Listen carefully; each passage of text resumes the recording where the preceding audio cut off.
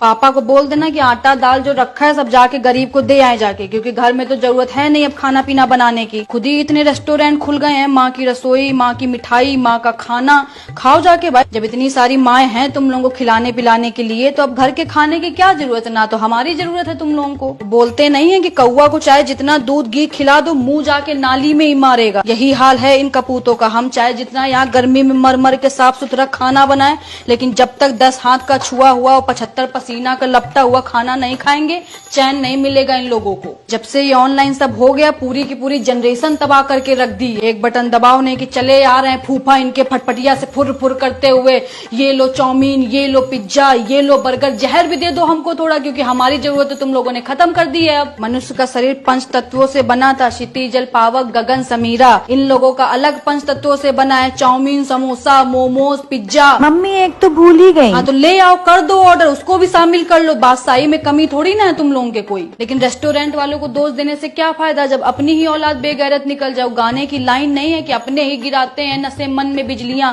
गैरों ने आके हमें फिर भी थाम लिया है। अच्छा ही नहीं लगता होगा घर का खाना, इन लोगों को गले से ही नीचे नहीं उतरता होगा। नीच नहीं तो रात में हबड़िया के खा लेंगे, फिर सवेरे जिम जाके